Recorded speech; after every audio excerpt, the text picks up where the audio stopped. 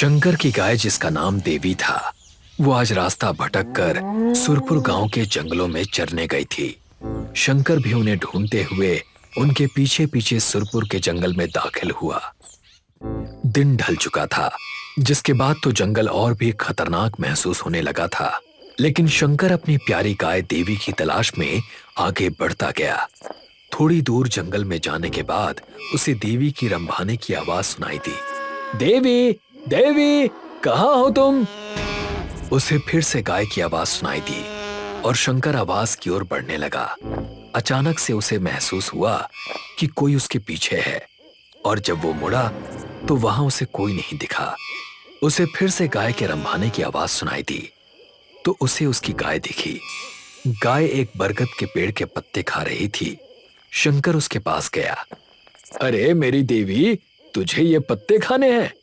आजा, मैं तुझे तोड़कर खिलाता हूं। जैसे ही शंकर ने कुल्हाड़ी मारकर पेड़ से उसकी टहनी तोड़ी, तभी अचानक से पेड़ की जड़ों से काला धुआं निकलने लगा और एक आवाज आई जिससे शंकर का दिल दहल उठा। तुम इंसान परेशान करना कब छोड़ोगे? युगों से सोया हुआ था, किसकी हिम्मत हुई मुझे उठाने की? काले धुएं का एक गुबार उठा और एक काली परछाई शंकर के सामने प्रकट हो गई, जिसे देखकर शंकर बिल्कुल मूर्ति बन जाता है। ये देखकर कालकेतु हंसता है और कहता है, मैं हूं कालकेतु, जो मेरे पास आएगा उसका यही हाल होगा। एक दिन सुरपुर गांव में कल्पना अपने भाई उमेश को समझाने की कोशिश कर रही थी। नहीं उमेश, तुम वहाँ नहीं जाओगे। बस हो गया, यही तय रहा। अरे इतना कुछ सुना है सुरपुर के जंगलों के बारे में, मैं तुम्हें वहाँ नहीं भेज सकती। अरे दीदी सुनो ना, अगर आज जंगलों से लकड़ी नहीं लाई तो कल का खाना कैसे बनेगा घर में? है कोई जवाब? यहाँ के जंगलों में तो जंगली जानवरों का खतरा है और वहाँ नहीं है। हाँ, वहाँ नहीं है जानवरों का खतरा, लेकिन वहाँ जो खतरा है वो जानवरों से ज्यादा डरावना है। कौन कालकेतु? ये सब तो मनगढ़ंत कहानियां हैं। तुम भी कैसी कैसी बातों पर विश्वास कर लेती हो। चलो अभी मुझे जाने दो, नहीं तो आने में देर हो जाएगी। कल्पना ने उमेश को काफी समझाने की कोशिश की, लेकिन उमेश ने अपनी बड़ी बहन की एक न सुनी। उमेश जिद करके घर से निकल गया। उमेश जंगल पहुंचता है। लकड़ियों की तलाश में उमेश जंगल में काफी अंदर आ जाता है। लकड़ियां जमा करते करते उमेश काफी थक चुका था। थक जाने के बाद जैसे ही वो पुराने बरगद के पेड़ के नीचे बैठता है तो उसे महसूस होता है कि कोई उसे देख रहा है, लेकिन अपनी थकावट की वजह से वो इसे नजरअंदाज कर देता है। लेकिन अगले ही पल जोर की हवा चलती है।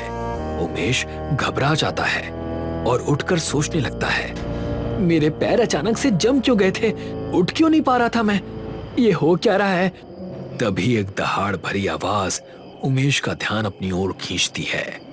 वो कालकेतु की होती है। तुम इंसानों को मना किया है इन जंगलों में आने से, फिर भी तुम लोग समझ नहीं पाते और आ जाते हो यहाँ मरने के लिए। कालकेतु की वो परछाई देखकर उमेश के मुंह से एक शब्द नहीं निकलता और पसीने से पूरा शरीर भीग जाता है।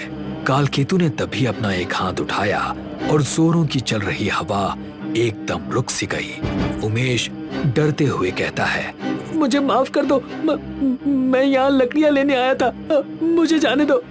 जाने तो नहीं दूंगा, बल्कि अब तुम्हारी जान लूंगा। तभी उमेश वहां से भागने की कोशिश करता है, लेकिन वो मूर्ति की तरह एक जगह स्थिर हो जाता है। भाई के घर न आने की वजह से कल्पना अपने घर में परेशान थी। कल्पना अपने दोस्त नरेन के घर जाती है। नरेन के पिताजी एक तांत्रिक थे, इसीलिए नरेन को भी तंत्र मंत्र का ज्ञान था। कल्पना ने जब अपनी आप बीती नरेन को बताई तो वो चिंतित स्वर में बोल पड़ा, तुम नहीं जानते क्या कल्पना कि ये सुरपुर का जंगल कितनी खौफनाक शक्तियों से भरा हुआ है। कालकेतु, ब्रह्मचर्य का पालन करने वाला कालकेतु, ये सिर्फ एक कहानी नहीं है, वो वहाँ पर सच में रहता है। कहते हैं कि देवों से शक्ति लेने के बाद कालकेतु इतना शक्तिशाली हो गया था कि वो जब चाहे अपने मन के मुताबिक लोगों को एक ही जगह स्थिर कर देता था, बिल्कुल मूर्ति की तरह। जैसे कि वो कोई मूर्ति हो। मैं हूँ काल केतु, तुम लोगों को मैं जिंदा नहीं छोड़ूंगा। रुक जा काल केतु, ऋषियों को मारकर तुझे कुछ नहीं मिलेगा, मुझे तुम्हें मारकर आनंद मिलता है। आ जाओ, मैं तुम्हें अभी मूर्ति बना देता हूँ। बचाओ बचाओ। ब्रह्मचारी होने की वजह से वो स्त्रियों को और लड़कियों को तो कुछ नहीं करता। स्त्री उसकी कमजोरी थी, तब ऋषि मुनियों ने देवी की मदद से उसे मार कर उसकी आत्मा एक पेड़ के नीचे दबा दी थी। काल केतु, तुम इसी पेड़ में कैद रहोगे और युगों के बाद अगर इस पेड़ पर किसी लोहे का स्पर्श होगा तभी तुम्हारी आत्मा इससे मुक्त होगी। वो पेड़ उसी जंगल में है। कहते हैं कि अगर कोई उस पेड़ को छेड़ेगा तो वो काल केतु फिर से वापस आ सकता है। ये बात अगर सच है तो मुझे किसी भी हालत में मेरे भाई उमेश को बचाने जाना ही होगा। हाँ, हम जरूर जाएंगे। लेकिन काल केतु के चंगुल से हम उमेश को बचाएंगे कैसे? वहाँ पर काफी खतरा है। मेरे पिताजी कहते थे कि इसका सिर्फ एक ही उपाय है। नरेन ने बगल में पड़े एक संदूक से एक थैली और कुछ कागजात निकाले। एक कागज कल्पना के हाथों में थमाया और कहने लगा, ये देखो, ये वो मंत्र है जिससे काल केतु की आत्मा को नियंत्रित किया जा सकता है। काल केतु एक ब्रह्मचारी था। जिस पेड़ में उसकी आत्मा कैद है, अगर एक लड़की उस पेड़ के नीचे बैठकर इस मंत्र को पढ़ेगी तो वो नियंत्रण में आ जाएगा। ऐसा इन पन्नों में लिखा तो है। कल्पना ने कागज पर लिखा मंत्र पढ़ा। काल केतु महाक्रूरम तस्य शक्ति विनाशिनम दुष्टात्मनम नष्टम कुर्यात् शांतिम अंजलिम प्रति अस्मिन् महाशक्तिम हंतुम मंत्रम दीक्षितम शरणम जयो धर्मेण सिद्धिम सर्वे त्राणम मयि रक्ष। तुम्हें लगता है इस मंत्र से कुछ होगा? ये तो वहीं जाकर पता चलेगा। तुम इस मंत्र को याद कर लो। कल्पना और नरेन सुरपुर के जंगल की ओर निकल पड़ते हैं। अंधेरे में उनकी गाड़ी ठीक जंगल के बाहर आकर रुकती है। सुरपुर का जंगल भयानक खामोशी में डूब चुका था। कल्पना और नरेन दोनों जंगल में डरते हुए जाते हैं। कल्पना, जरा संभल कर, यहाँ पर कदम कदम पर खतरा है। हमें उमेश को ढूंढने के लिए और अंदर जाना होगा। अपने भाई को वापस लाने के लिए मैं कहीं भी जा सकती हूँ। कल्पना, मैं आगे रहता हूँ, तुम पीछे रहना, ठीक है? चलते चलते दोनों उसी बरगद के पेड़ के पास पहुँचते हैं। उनकी बातचीत के बीच ही एक अजीब सी हवा चलती है और अचानक दोनों के सामने काल केतु की विशाल काली परछाई प्रकट हो जाती है। उसकी आंखों में आग थी। उसकी शक्ति और रूप दोनों ही डरावने थे। काल केतु ने गुस्से में कहा, ओह, तो वो तुम्हारा भाई है। मैं तो उसे मारने ही वाला था और अब तुम भी आ गए मरने के लिए। आओ आओ, तुम्हें एक साथ मारता हूँ। हम तुझसे नहीं डरते काल केतु। कल्पना ने इतना कहा ही था कि काल केतु ने अपना एक हाथ उठाया तो नरेन और कल्पना हवा में झूलने लगे। तभी नरेन एक मंत्र बुदबुदाने लगा, ओम ह्रीं क्लीं काल भैरवाय नमः। तेरे इस मंत्र का मुझ पर कोई असर नहीं होने वाला। नरेन के साथ साथ कल्पना ने भी मंत्र पढ़ना शुरू कर दिया। ओम ह्रीं क्लीं काल भैरवाय नमः। दोनों के मंत्र पढ़ते ही काल केतु को गुस्सा आने लगा। तुम दोनों कितनी भी कोशिश कर लो, मेरी शक्ति तुमसे कहीं ज्यादा है। तुम इंसानों की ये कोशिश बेकार है। लेकिन कल्पना और नरेन ने हार नहीं मानी और धीरे धीरे काल केतु की परछाई गायब होने लगी। हवा में झूल रहे नरेन और कल्पना जमीन पर आ गिरे। तभी नरेन ने कहा, कल्पना, हम इसे इस मंत्र से ज्यादा देर तक नहीं रोक सकते। तुम जल्दी से उस बरगद के पेड़ के पास जाओ और जो मंत्र तुमने याद किया है उसका उच्चारण शुरू करो। कि तभी अचानक काल केतु ने अपना एक विशाल पंजा कल्पना की ओर बढ़ाया। नरेन ने अपनी थैली से बबूती निकालकर उसे फूंका तो काल केतु की परछाई तड़प उठी। जाओ कल्पना, तुम अपना काम करो। मेरी शक्तियां इसे ज्यादा देर तक संभाल नहीं पाएंगी। काल केतु तब हंसने लगता है।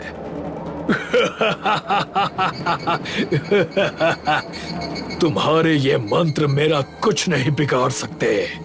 नरेन काल केतु की परछाई को रोकने के लिए बबूती फेंककर एक आखिरी कोशिश करता है, लेकिन काल केतु को इस बार उससे कोई फर्क नहीं पड़ता। उसने नरेन को अपनी ओर खींचकर उसके गले को दबाया। नरेन दर्द के मारे कराह उठा और उसकी मृत्यु हो गई। तुम इंसान कभी नहीं समझ पाओगे कि मैं कितना ताकतवर हूं। नरेन की हालत देखकर कल्पना का दिल टूट जाता है, लेकिन उसने खुद को संभाला। कल्पना बरगद के पेड़ के नीचे जाती है और मंत्र का उच्चारण करने लगती है। कालकेतु महाक्रूरम तस्य शक्ति विनाशिनम दुष्टात्मनम नष्टम कुर्यात् शांतिम अंजलिम प्रति अस्मिन् महाशक्तिम हंतुम मंत्रम दीक्षितम शरणम जयो धर्मेण सिद्धिम सर्वे त्राणम मयि रक्ष। कालकेतु महाक्रूरम तस्य शक्ति विनाशनम जयो धर्मेण सिद्धिम सर्वे त्राणम मयि रक्ष। कुछ ही पलों में कालकेतु की परछाई में आग दिखने लगती है। कल्पना नरेन के पास जाती है। नरेन, नहीं, तुम ऐसे छोड़कर नहीं जा सकते। नरेन का शरीर अब तक ठंडा पड़ चुका था। कालकेतु की परछाई के गायब होते ही उमेश और शंकर, जो कि भूत बन चुके थे, उन्हें अपना शरीर वापस मिल जाता है। अब सूरज उगने लगा था और जंगल पर छाई काली परछाई की जगह सूरज की किरणों ने ले ली, जो मानो सुरपुर के जंगलों की जिंदगी का नया आगाज था। रात के 2 बजे का समय था। भयंकर ठंड में ट्रक ड्राइवर बिरजू ट्रक को हाईवे पर दौड़ाए जा रहा था कि तभी अचानक ट्रक रुक जाता है। अब ट्रक को क्या हो गया? कहीं टायर तो पंक्चर नहीं हो गया? अगर ऐसा हुआ ना तो मेरी तो हालत खराब हो जाएगी। दूर दूर तक यहाँ पर मैकेनिक भी नहीं मिलेगा। इतना कहकर बिरजू अपने ट्रक से बाहर आ गया। बाहर आकर उसने देखा कि एक काला साया, जिसकी आंखें रात के समय अजीब अंदाज में चमक रही थी। बिरजू कांपते हुए उस काले साए की ओर देखकर कहता है, कौन हो तुम? तभी वो काला साया बिरजू के करीब आकर खड़ा हो जाता है। वो एक अघोरी था, जिसकी शक्ल बहुत ही भयानक थी। आखिर कौन हो तुम? देखो, मुझे यहाँ से जाने दो। मैंने तुम्हारा क्या बिगाड़ा है? तभी एक धमाके के साथ बिरजू की गर्दन उसके धड़ से अलग हो गई और वो अघोरी अजीब से अंदाज में हंसता हुआ धुआं बनकर वहां से गायब हो गया। इस घटना के कुछ महीने पहले राजीव अपने ऑफिस से शाम को अपने घर पहुंचा ही था कि तभी उसकी पत्नी कनिका कहती है, आखिर मैं कब तक समाज में इस तरह से अपमानित होती रहूंगी? ये क्या कह रही हो कनिका? क्या हो गया? हमारी शादी को 10 वर्ष हो गए हैं और मैं अभी तक संतान के सुख से वंचित हूँ। हमने इस बारे में बात की थी ना कनिका, कि हम अनाथालय से कोई बच्चा गोद ले लेंगे। नहीं, मुझे मेरा खुद का बच्चा चाहिए। Try to understand Kanika. सारे डॉक्टर हम दोनों को बोल चुके हैं कि हम दोनों कभी माता पिता नहीं बन सकते। हमारे घर की नौकरानी बता रही थी कि घने जंगल में एक अघोरी रहता है। कहते हैं कि उसमें अद्भुत शक्तियां हैं। कई लोगों ने वहां जाकर संतान सुख की प्राप्ति की है। कनिका, तुम कैसी बातें कर रही हो? क्या तुम इन सब बातों पर विश्वास करती हो? एक बार उससे बात करने में हर्ज ही क्या है? हो सकता है कि तुम पिता बन जाओ और मैं माँ। कनिका की बात सुनकर राजीव सोच में पड़ जाता है। सच तो ये था कि राजीव को भी संतान की बहुत चाहत थी। अगले दिन राजीव अपनी पत्नी कनिका को लेकर घने जंगलों में निकल गया। शाम के समय वो दोनों एक भयानक जंगल में खड़े थे। यहाँ तो मुझे सिवाय सन्नाटे के और कुछ भी नजर नहीं आ रहा। तभी कनिका की नजर दूर जलती हुई आग पर पड़ती है। राजीव, वहाँ देखो, आग जल रही है। मुझे लगता है वो अघोरी हमें वहीं मिलेगा। राजीव अपनी पत्नी कनिका को लेकर उस तरफ चला गया जहाँ पर उन दोनों को आग जलती हुई नजर आती है। उन दोनों ने देखा कि एक पेड़ के नीचे एक अघोरी अपने ध्यान में बैठा हुआ था। मैं जानता हूँ कि तुम दोनों की शादी को 10 साल हो चुके हैं, मगर तुम दोनों को अभी तक संतान सुख की प्राप्ति नहीं हुई है। आप तो वाकई शक्तिशाली अघोरी हैं। आप सच कह रहे हैं। मुझे किसी भी हालत में अपनी संतान चाहिए। तू जो चाहती है वो हो जाएगा, मगर उसके लिए मेरी एक शर्त माननी होगी। कैसी शर्त? मुझे तेरी आत्मा चाहिए। ये क्या बकवास कर रहे हो तुम? ऐसे कैसे हो सकता है? तुझे ये सिर्फ अपनी जुबान से कहना होगा कि मैं अपनी आत्मा अघोरी को देता हूँ और उसके कुछ महीनों बाद ही तुम दोनों स्वयं चमत्कार देख लोगे। ठीक है अघोरी, अगर तुम यही चाहते हो तो मैं अपनी पत्नी को खुश करने के लिए कुछ भी कर सकता हूं। तो ठीक है, मैं अपनी आत्मा अघोर को देता हूं। राजीव ने इतना कहा ही था कि तभी बादल बुरी तरह से गरज उठा और भयंकर बिजली चमकने लगी। कुछ ही पलों में तूफानी बारिश शुरू हो गई। अघोरी उन दोनों से कहता है, अब तुम दोनों जा सकते हो। राजीव अपनी पत्नी को लेकर होटल पहुंचा। मुझे तो वो अघोरी पागल लग रहा था कनिका, तुमने देखा नहीं क्या बकवास किए जा रहा था। हो सकता है कि हम दोनों जिस मकसद के लिए गए थे वो मकसद पूरा हो जाए। मुझे अब अपनी गलती का एहसास हो रहा है कनिका, मुझे यहाँ आना ही नहीं चाहिए था, खामखा यहाँ आकर टाइम वेस्ट किया। अगले दिन राजीव कनिका को लेकर अपने शहर वापस चला गया। ऐसे ही कुछ दिन बीत गए, मगर एक रात राजीव जब गहरी नींद में सो रहा था कि तभी अचानक वो उठकर सम्मोहित अवस्था में चलता हुआ आईने में खुद को देखने लगा। मगर आईने में राजीव को अपना अक्स नहीं बल्कि उसी अघोरी का अक्स दिखाई दे रहा था। तुमने अपनी आत्मा मुझे सौंप दी है, इसीलिए अब तुम्हारा शरीर मेरा है। अब से तुम्हारे शरीर पर मेरा कब्जा रहेगा। अचानक अघोरी का अक्स आईने के अंदर से गायब हो जाता है और राजीव दोबारा जाकर सो जाता है। अगले दिन सुबह 10 बजे कनिका राजीव को उठा रही थी। सुबह के 10 बज गए हैं, क्या तुम्हें ऑफिस नहीं जाना? कनिका की आवाज सुनकर राजीव उठकर बैठ जाता है। नहीं, मुझे आज ऑफिस नहीं जाना, मैं घर पर ही रहूंगा। अरे तुम तो सीरियस हो गए, मैं तो मजाक कर रही थी। शायद तुम भूल गए कि आज तुम्हारे बरसों पुराने दोस्त डॉक्टर अतुल तुमसे मिलने आ रहे हैं। तुम जल्दी से तैयार हो जाओ और बाजार से उनकी मनपसंद सब्जियां खरीद कर ले आओ। राजीव किसी सम्मोहित अवस्था में उठकर वहां से चला गया।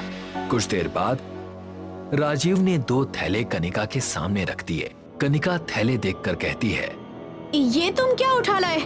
तुम कब से नॉनवेज खाने लगे?